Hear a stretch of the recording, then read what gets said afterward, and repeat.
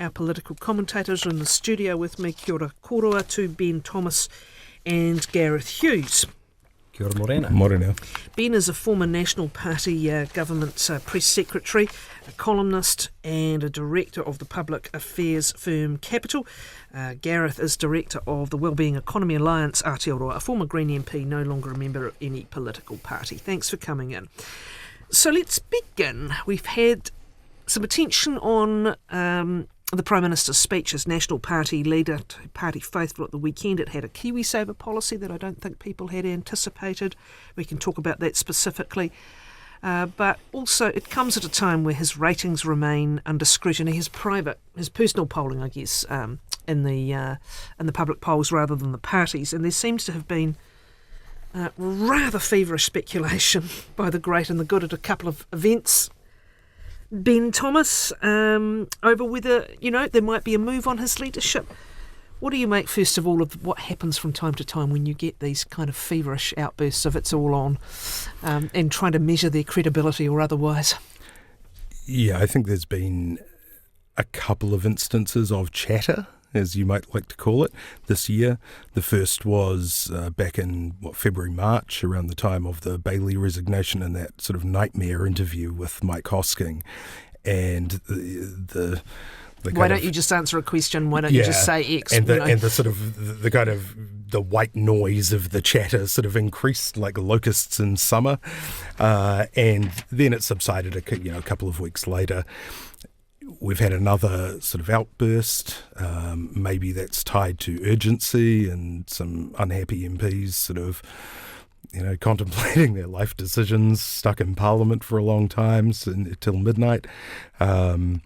But certainly, that level of background noise has increased. And look, Luxon has well-known challenges with regard to his leadership. There's no secret about that. His personal polling is really only relevant in as far as it seems to tie directly back to National's decreased polling.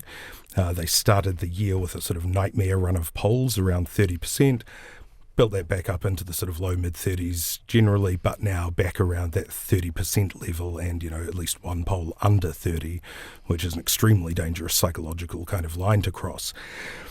And again, both, hard to extricate. Let's remind people also that you may end up being the person to form the coalition, but there's a bunch of seats that go that your caucus are reflecting on. That's right. Yeah. You wouldn't be at panic stations in any part of the coalition government right now in terms of losing power after the election. You would still think there's probably enough potential upside. You'd be looking about your own place on the list, say. But there are a lot of people in the National Party who, first of all, either will lose their seats, certainly under current polling or even slightly higher polling. And there are some questions, for instance, the list becomes a bit dicey, although you would normally expect that you'd lose a few electorate seats as well. But then that's kind of counterbalanced by the fact that Labour is not exactly surging either, despite being the most popular single party right now. So look, there are questions about Luxon's leadership. They do come up quite a bit.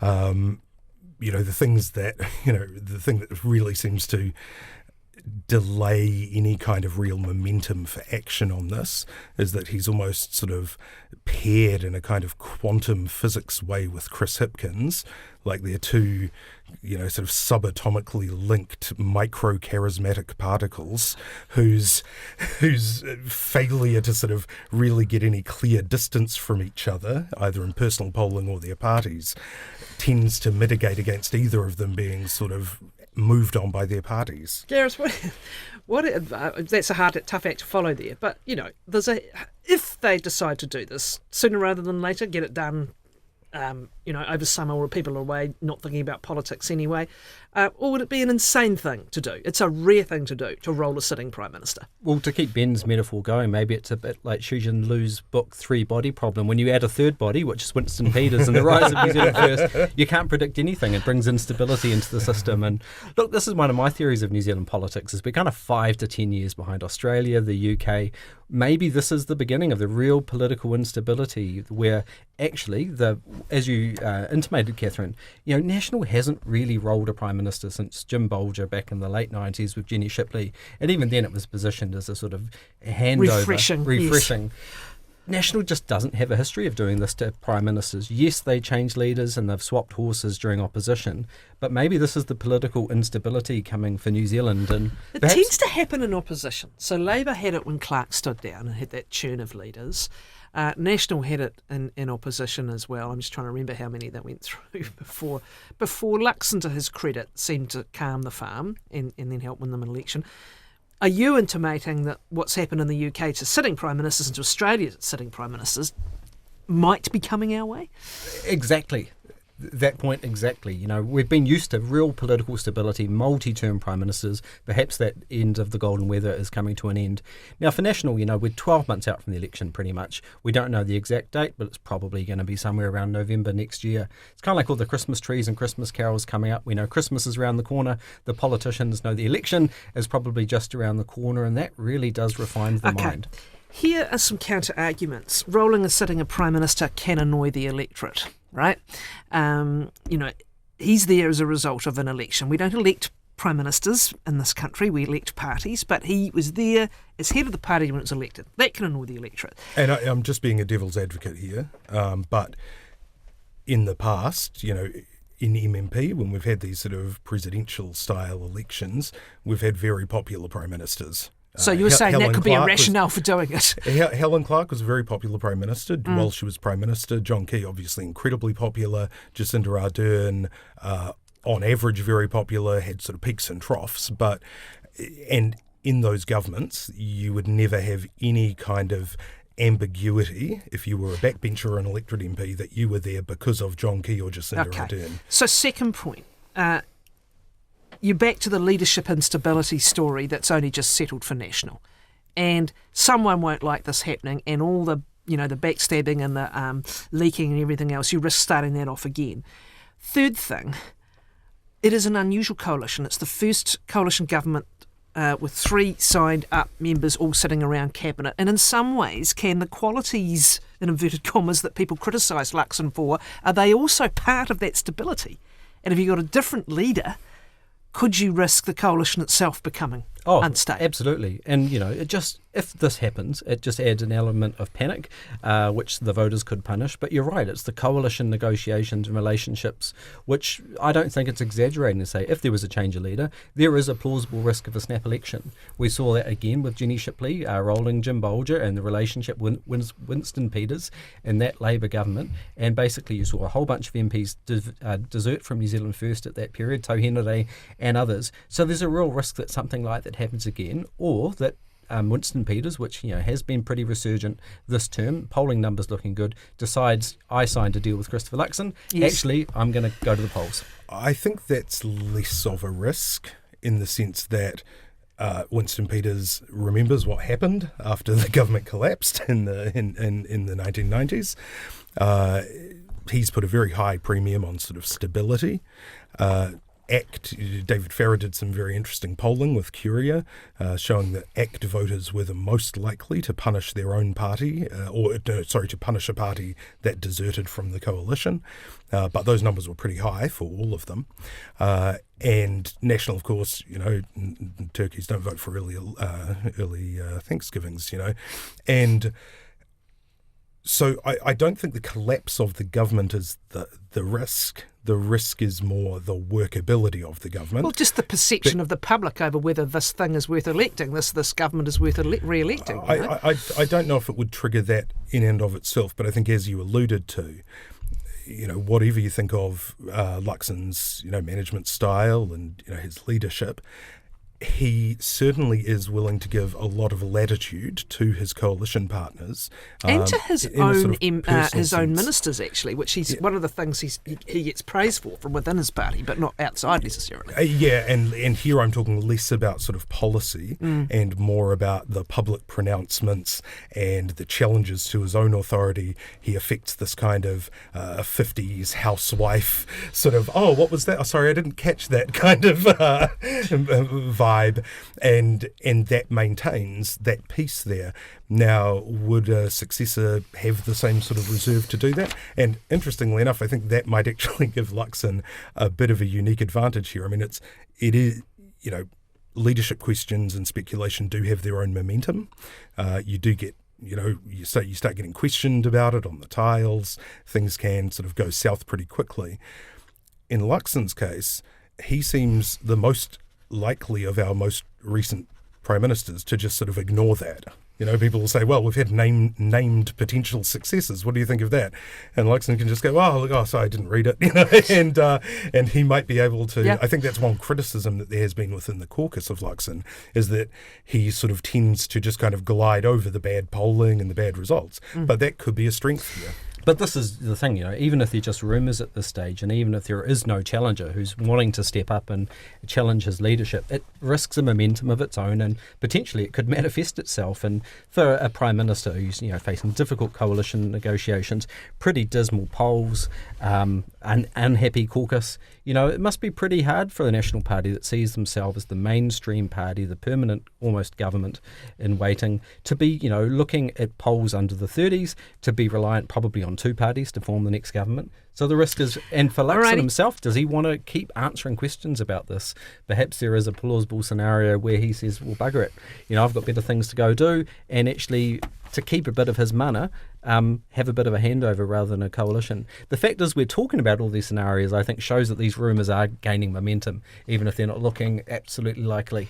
Okay, the ferries announcement came out last week. I'll get you to talk specifically. There's still a lot of a focus on what the port site costs obviously will end up being, because that ended up being a big part of the blowout of the first option.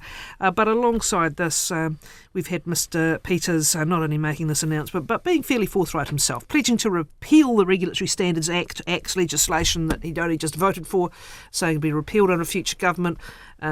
He was pretty strong in his words on Pike River after the Pike River campaigners visited the Minister for Workplace Safety, also an ex-MP. We had David Seymour saying, obviously Mr Peters is getting ready to go with Labour. Is this just kind of predictable argy-bargy that we can expect a lot more of next year? Yeah, absolutely. As we just sort of adverted to, the coalition vote is still enough to form a government in the majority of polls, but the relative power and the relative share of those votes is very much up for grabs. New Zealand First have certainly been making the most of it over the past year. Their vote has really increased this year. ACT is down. It seems to have recovered a little, and National has probably been the big loser out of this sort of three-way pushing and pulling. And you see that National now, they've been making sort of moves to kind of stake out their own policy areas, but they actually released election policy on Sunday with a very well-received speech from the Prime Minister about increasing KiwiSaver contributions. So, look, absolutely, you're going to see a lot more of this. I think you'll see a bit more, not even so much agree to disagree, but more like we've seen from Peters this week. Just saying what you want to say. Yeah, look, sure we passed it, and we're going to campaign strongly against it. I mean, there's no real novelty in Winston Peters furiously repudiating the actions of governments he's been a part of. It's really just the speed that's the difference here. Yeah. The list is growing, though, of the Super's going to get interesting, by the way, but carry on. Oh, and asset sales. How that's going to land with New Zealand First and Winston Peters' comments. He wouldn't say if the Prime Minister was doing a good job. He's been highly critical on the state of the economy. So if this is your coalition partner saying this, wait till next year. I think it's going to be gloves off.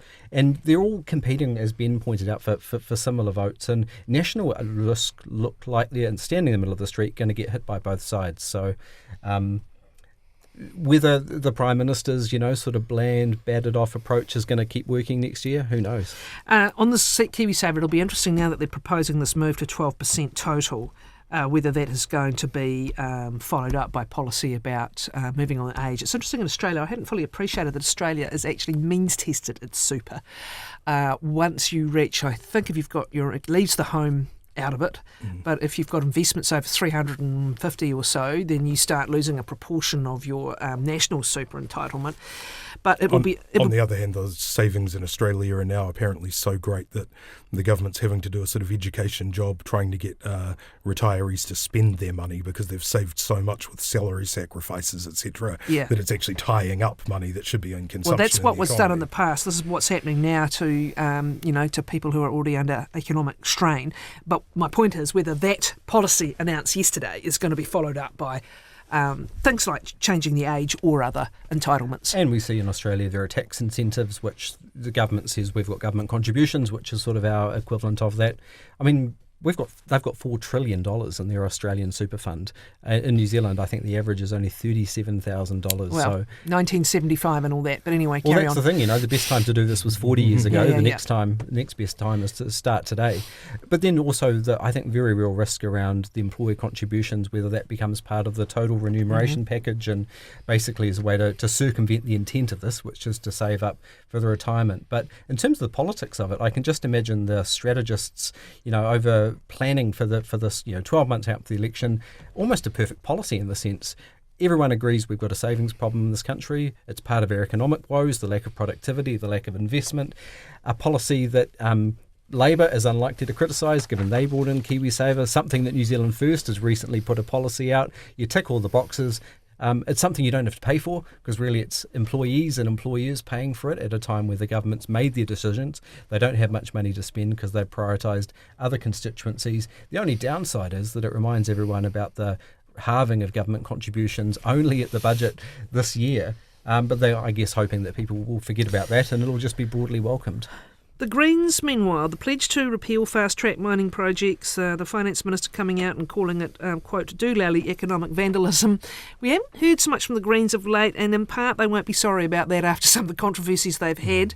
But they're going to have to start staking out their place in this increasingly busy competitive field ahead of the election. Oh, I think it's a smart strategy for them. For the last 2 years we've been talking about the Greens rather than about what the Greens want to be talking about. So it's a chance to sort of get their national agenda and talk about their issues.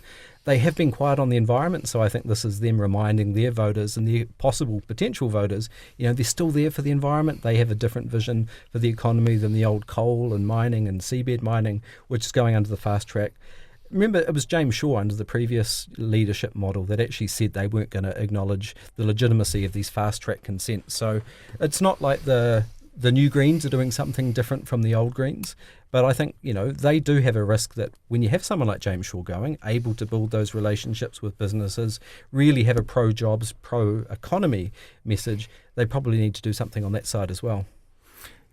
Absolutely, and if the Greens, cared to sort of hit back at New Zealand First's sort of fulminating and about this, they would probably get some video footage of Shane Jones on the Marine and Coastal Area Act retrospective law, saying Parliament is the highest court in the land and nobody can restrain us, and so.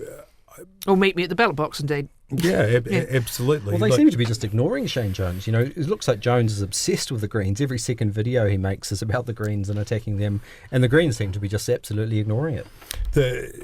I think the Greens can look forward to a bit of a return of the party vote from Te Pāti Māori, a very young voter base, which just hazarding a guess here might become increasingly disillusioned with the sort of nonsense that's happening over there.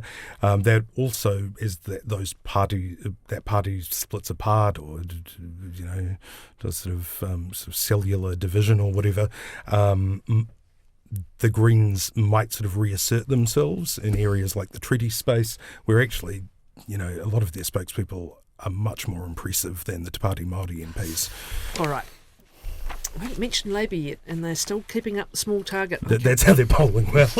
It's pretty much writ large. Interesting candidates. You've got Craig Rennie now in Wellington Bays. I think that'll be quite a contest to watch and be quite an interesting policy-heavy debate, I imagine. What does it replace Wellington Bays? I'm sorry. Rongotai. Rongotai, which is where Julianne Genter is the incumbent. And then I see over the weekend Aisha Verrill won the selection seat against Greg O'Connor, which, if they want to take back the seat from the Greens' Tamitha Paul, I think she's probably a better candidate. But I do feel sorry for Greg. He's a candidate when the tide was going against Labour, was able to win in the Haru seat against the National Finance Minister, Nicola Willis. He's someone who's able to reach across Let's see boundaries. whether Willis runs and where. Which seat would you pick for her? Would it be the old Wellington Central now becoming Wellington North? I think Wellington I think political watchers would love to see Wellington Bays. I think that's. Rennie would probably love to see that as well. Yes. I think having a personal beef with the finance minister is probably a big selling point in that electorate. But look, those electorates are going to be very, very tough for National. They always are, indeed. But it'll be interesting to watch. Now, COP30. New Zealand's Climate Minister has gone there for the second week, and there's been a couple of issues, including over the policy with respect to fossil fuels.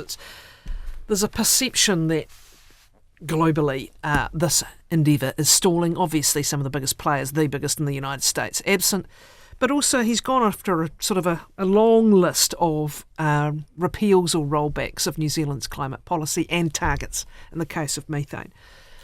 Oh, I sort of shake my head at the COPs. What are we up to? COP 30 now. Years. Sort of the worst, best hopes for the planet. I mean, the fact that in 2025 that we can have a deal that contains no direct reference to the things that are causing the heating, fossil fuels, I think sort of says something about the dire state we're in. But for our government, they went there and they didn't have a particularly great story to tell. The bipartisanship, which I think we saw a lot of hope in this country, that National and Labour and the Greens were coming together with long-term policy. That's just been ripped up with the methane policy changes, potentially backtracking on Paris commitments, the clean car discount, the methane emissions, the Zero Carbon Act being softened and reduced role for the Independent Climate Change Commission.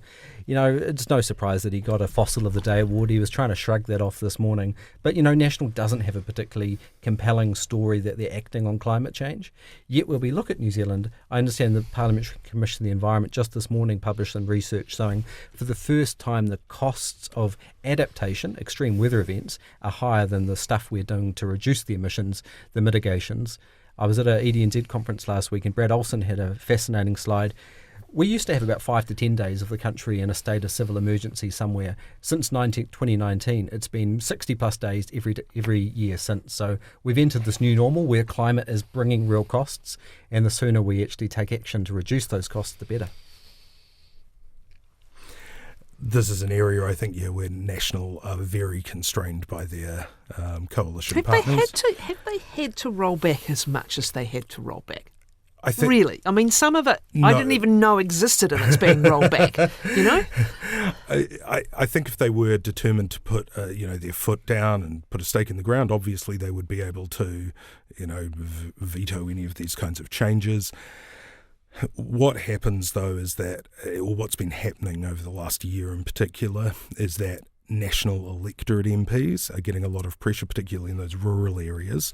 They're getting a lot of pressure from voters who are essentially sort of threatening to go over to New Zealand First or Act, saying, why are you buying into all this climate nonsense? So Simon Watts, who I think, in the sort of John Key kind of era, National government, would have been a very progressive, climate minister, is really hemmed in here. And, I think, again, What's happening to the ETS price? This is the other thing. We've been here before. So they delinked the ETS from their international commitments, right? Which in simplest terms means they don't have to rely on it as much, the ETS price, the carbon price, as much to make up for other things they're not doing. Was that truly necessary, Gareth? Was that a way of throwing your hands up and saying we're going to miss targets? We're going to, we're just going to start to increasingly ignore our targets? What? Ignore our international obligations that we've signed up. We went to the world saying we will do X and Y by Y and not meet it. And rather than actually purchase the credits to fulfil those obligations, looks like we're just going to walk away from it. But now the carbon price is down. So this is the centrepiece of your policy, and you've undermined it, right? And actually, the market is voting with its dollar in a sense. After that announcement, the price plummeted. It rebounded a little bit. It's still down. And the fact that so many regular auctions now are failing is a sign of the lack of the market's, I think, lack of view that the government's committed to these policies. Very good. We shall leave it there. Interesting times indeed on all fronts, and truly appreciate your time as always. Ben Thomas, Gareth Hughes.